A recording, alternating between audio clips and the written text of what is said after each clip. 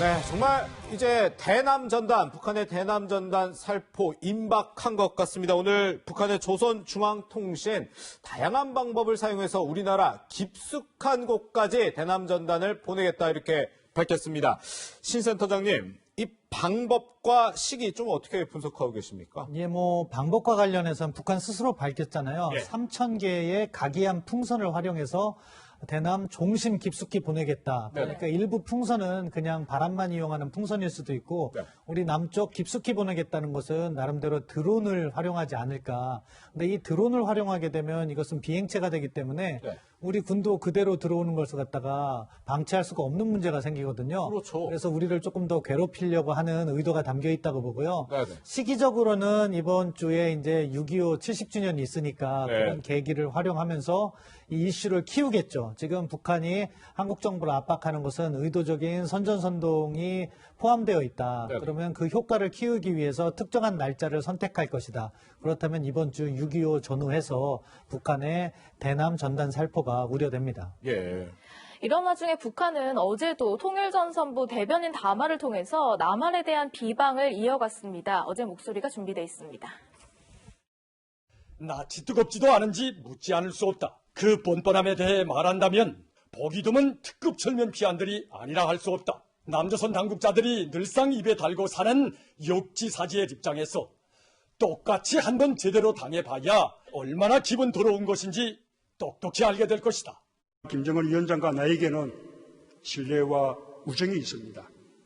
역지사지의 자세로 서로를 이해하고 배려한다면 넘어서지 못할 어려움은 없을 것입니다. 유리 그릇을 다루듯 조심스럽게 서로 상대방의 입장을 헤아리고 역지사지하는 지혜와 진정성을 가져야 할 것입니다. 역지사지라는 문 대통령의 과거 발언까지 이제 꼬집고 있는데 사실 정부가 통제되는 어떤 북한 주민들과 다르게 우리 국민들한테는 이런 전단이 별로 효용이 없을 것 같거든요. 누구 보라고 보내는 건지 궁금해요. 가장 기본적으로 북한 주민용이라고 생각하고요. 그다음에 우리 정부를 압박하는 거죠. 우리 일반 국민들께서는 사실 저런 내용에 공감을 하지 않을 뿐더러 북한은 전단 말고도 지금 이런 방송을 통해서 또는 인터넷을 통해서 대대적으로 우리 정부 비난하잖아요. 네. 그런 효과가 사실은 전단보다 더 큰 거죠. 예. 그럼에도 불구하고 전단을 강조하는 것은 이것을 갖다가 크게 만들므로 해서 지금 북한 내부적으로는 주민들의 불만을 대남으로 돌리는 그런 효과가 있다고 보고요. 또 한국 정부가 나름대로 북한의 목소리를 들어주려고 노력하는 모습을 보면서 더 압박을 강화하는 거죠. 그러면서 우리 정부가 북한의 말을 따르도록 그렇게 만들려는 포석이 깔려 있다고 봅니다. 네. 저는 이런 생각도 드는 게, 북한이 직접 얘기하기도 했어요. 삐라와 오물, 그것을 수습하는 것이 얼마나 골치 아픈 일인가.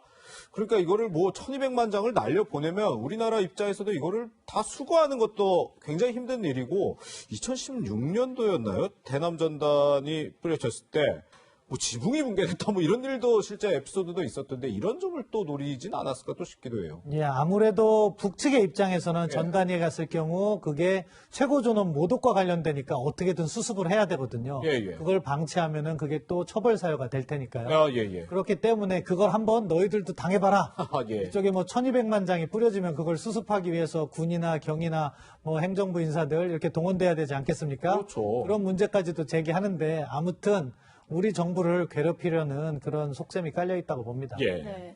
북한이 우리나라에 원하는 것들 중에 하나가 비판의 내용이 친미 4대주의 이런 걸 비판했는데 그렇다면 독자적으로 우리가 대북 제재 완화에 좀 나서달라는 건지 그럴 방법은 좀 있는 건지 그거 궁금하더라고요. 예, 북한의 대북 제재 완화 우리 정부가 주도적으로 해달라는 목소리는 이번이 처음이 아니었고요. 네. 네. 사실 9.19 판문점 정상회담 이후에 그런 목소리를 줄기차게 요구해 왔던 거죠. 네. 그렇지만 지금 유엔 제재와 미국의 독자 제재가 이렇게 살아있는 상황에서 우리가 그 제재를 위반하게 될 경우 이것은 북한 비핵화에도 바람직하지 않고 또 우리 정부가 무리하게 그런 행위를 할 때 우리가 제재의 대상이 될 수가 있어요. 미국과 같은 경우에는 이런 유엔 제재의 기준을 걸어서 그런 제재를 잘 따르지 않을 경우 세컨더리 보이콧이라고 해서 미국의 독자 제재를 또 가할 수도 있기 때문에 네. 그래서 우리 정부가 현실적으로 움직일 수 있는 폭은 매우 제한되어 있다고 생각합니다. 네. 네. 이 남북 문제에 사실 미국을 뗄래야 뗄 수가 없죠. 그런데 지금 존 볼턴 전 백악관 국가안보보좌관의 회고록이 지금 상당히 논란입니다. 이 남북 관계도 지금 파장을 지금 던지고 있는데 먼저 이 존 볼턴 전 보좌관과 트럼프 미국 대통령 최근에 옥신각신하는 모습 저희가 준비했습니다. There was considerable emphasis on the photo opportunity and the press reaction to it, and little or no focus on what such meetings did for the bargaining position.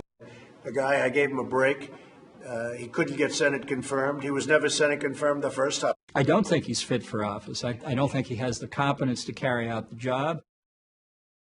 근데 굉장히 가까웠던 사람 같은데 지금 둘도 없는 적이 된 것 같은데 어쨌든 지금 존 볼턴 전 보좌관의 이 회고록 내용이 하나씩 알려지면서 굉장히 큰 파장을 지금 낳고 있는데 우선 이 회고록에 대해서 백악관에서는 지금 출판 금지 소송을 냈었죠. 그런데 기각이 됐습니다. 기각됐군요. 기각 사유를 보니까 일부 내용, 핵심적인 내용은 이미 언론에 다 나갔다. 네. 그렇기 때문에 출판 자체를 막을 실익은 없다. 예. 다만 그러한 것들이 미국의 비밀을 갖다가 공개했거나 또는 그런 부분에 있어서는 추후 소송을 해서 그것에 대한 처벌을 해라. 이런 취지로 판결이 나왔어요. 그러니까 예. 트럼프 행정부 입장에서는 추가적인 소송은 제기할 것으로 보이는데 예. 일단 책은 발간되는 것으로 보입니다. 책임 발간되더라도 볼턴 전 보좌관은 향후에 처벌받을 가능성이 있다 그 얘기네요. 비밀을 갖다가 공개하면 미국도 나름대로 국가 비밀은 20년 동안 공개하지 못하도록 하는 법률이 있어요. 예. 그러니까 그런 것을 위반했는지 하나하나씩 따져보겠죠. 예. 네, 볼턴 전 보좌관이 처벌 가능성이 있다는 것은 그만큼 좀 비밀스러운 얘기들이 여기에 많이 담겨있기 때문인데 이런 내용도 있어요. 보면 종전선언이 북한의 의지가 아니라 문 대통령의 의지였다라고 폭로하는 부분이 눈에 띄더라고요. 예, 그 내용, 그 부분을 이렇게 설명하는 과정에서는 이러한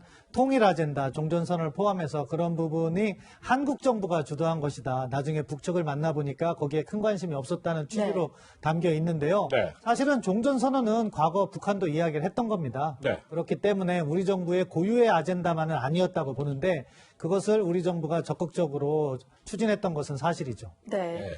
그렇군요. 어쨌든 지금 저희가 존 볼턴 전 보좌관의 회고록에 대해서 얘기하고 있는 거는 볼턴 전 보좌관의 일단은 개인적 주장이라는 점을 좀 분명히 알고 좀 얘기를 들어주시면 좋겠습니다. 이 볼턴 전 보좌관의 회고록에 따르면 트럼프 미국 대통령 방위비 분담 문제 등 긴장 국면을 협상에 연계하려는 장사꾼 마인드를 가졌다.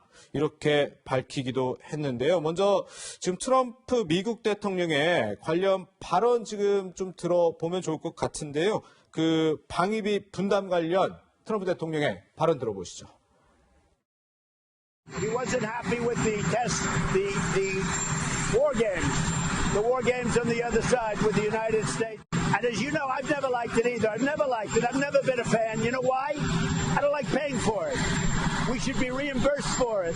And I've told that to South Korea. 사실 이 방위비 협상 아직도 지금 타결이 안 되고 있어서 한미 간에 굉장히 민감한 문제인데 이것도 폭로에 담겨 있는 거죠. 예, 그렇죠.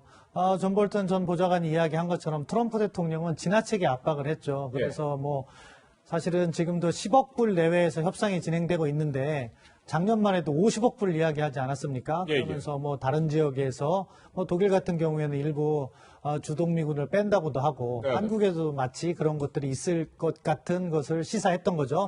방금 전에 나왔던 것은 연합군사훈련을 일방적으로 중단했을 때의 발언인데 이처럼 동맹국에 대해서 압박을 가하는 것도 일종의 협상 전략으로 삼아왔던 것이 미국의 대통령이다. 존 볼턴의 시각에서는 상당히 부적절한 행동으로 본 거죠. 뿐만 아니라 지난해 6월 기억하십니까? 남북미 정상이 판문점에서 만난 적이 있었잖아요. 일단 그 당시의 영상을 먼저 보고 말씀 이어가겠습니다.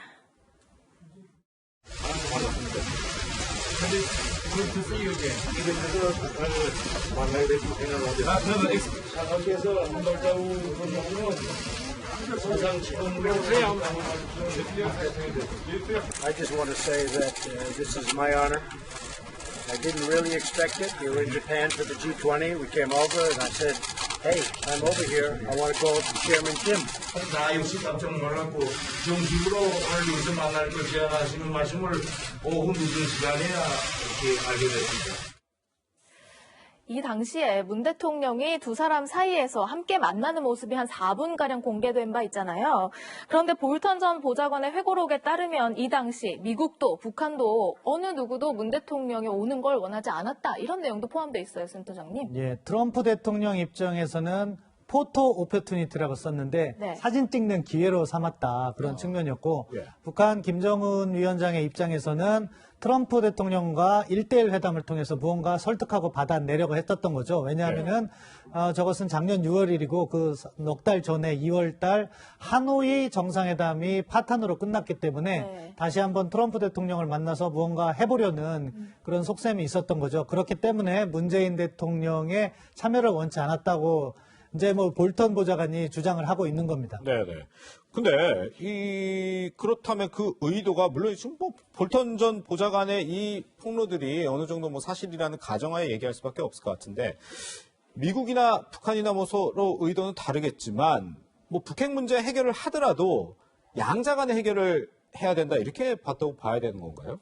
그것은 기본적으로 북한의 접근법이었던 거예요. 아 예. 그래서 트럼프 대통령을 어떻게 보면 취약한 고리로 이렇게 파악한 거죠. 왜냐하면 과거에는 이런 핵 문제 하나하나를 실무선에서 다 조율한 다음에 위로 올라갔는데 네네. 트럼프 대통령은 탑다운 방식이라고 해서 자신이 북핵 문제에 대한 포괄적 지식이 없음에도 네. 정상회담을 했던 거죠. 그러니까 예. 트럼프 대통령만 설득을 잘하면은 북한이 주도하는 비핵화 협상을 할 수 있다는 북한의 의도였고 트럼프 대통령은 그러한 진지한 고민 없이 어떻게 보면은 정치적인 자신의 입지를 높이기 위해서 정상회담에 임했다. 이것은 볼턴이 바라보는 시각입니다. 네. 어쨌든 근데 트럼프와 김정은의 생각은 양자 회담에 방점이 찍혀 있었는데 이 판문점 회동 전에 우리 청와대에서 미국과 정상회담이 있었잖아요. 실제 그때 설득을 해서 3자 회동으로 바꿨다는 건 우리나라 입장에서는 외교를 잘했다 이렇게 볼 수도 있는 거 아니에요? 그러니까 일부에서는 3자 회동은 있었는데 3자 회담은 없었던 거죠. 아, 그렇죠. 사실은 저 화면이 아까 그 만나는 화면이 제대로 되려면 네. 문재인 대통령께서 트럼프 대통령과 함께 그 군사분계선에 가서 소개를 해주고 다시 돌아와서 그 평화의 집이었던가요? 그 방에 들어가서 세 분이서 회담을 하는 모습을 했다가 예. 양자 회담을 위해서 문 대통령께서 빠져주시는 모습을 보이면 이게 한국이 주도한 협상이었다 이렇게 평가할 수가 있었는데 예. 그러한 기회 두 번을 놓친 것 때문에 당시에도 사실은 문제가 제기됐었고 네네. 저도 그 당시에 방송에 나와서 아쉬움을 지적했었던 건데 예, 예. 아무튼 저 장면에서 우리는 어떻게 보면은 이 한반도의 냉엄한 현실을 이해해야 된다고 생각합니다. 예. 미국은 미국 주도의 정치적인 셈법이 있는 거고 북한은 그러한 미국을 이용하려 하는 거고 우리가 제 역할을 하지 못하면 자칫 소외된다. 따라서 저 당시에서도요 저는 조금 더 세게 나갔어야 된다고 생각합니다. 예. 김정은 위원장이 문 대통령의 참석을 반대했다 하더라도 그렇게 되면 이 회담 자체가 성사되지 않는다 하는 정도의 우리도 공세적 외교를 전개했으면 아마 제가 아까 이야기했던 군사분계선에서 문재인 대통령께서 소개를 시켜주든지 네. 아니면은 회담장에서 먼저 3인이 3명의 대통령이 3자 회담을 하는 모습을 연출했든지 둘 중에 하나는 받아냈어야 된다고 생각합니다. 좀 더 주도권을 가졌어야 된다 이런 지적이 있으셨는데 사실 볼턴 전 보좌관의 이런 회고록 내용 때문에 청와대에서 오늘 발끈했습니다. 사실을 왜곡하고 있다 뭐 이런 입장을 내놨는데 그럴 수밖에 없을 것 같아요. 워낙 비밀스러운 이야기들이 이렇게 회고록을 통해서 폭로가 됐으니까요. 예, 일단 회고록은요 진실은 아닙니다. 네. 왜냐하면은 자기의 입장에서 자기를 변호하는 것들이 많거든요. 그래서 우리 청와대의 그러한 반응이 저는 일리가 있다고 해요. 그리고 두 번째는 사실 이러한 민감한 외교 사안은요 특정 기간 동안에는 공개하면 안 되는 거거든요. 네네. 모두가 현직에 있잖아요. 예. 이렇게 공개를 하게 되면 누가 미국의 외교를 신뢰하겠습니까? 따라서 저도 존 볼턴 국가안보 보좌관의 이러한 책자 발간은 반대합니다. 예. 네. 일단 대남 전단 살포를 계획하고 있는 북한 언제 할지 짚어봤고요. 또 이어지는 볼턴 전 보좌관의 회고록 이야기까지 짚어봤습니다. 신범철 센터장님과는 여기서 인사드릴게요. 고맙습니다.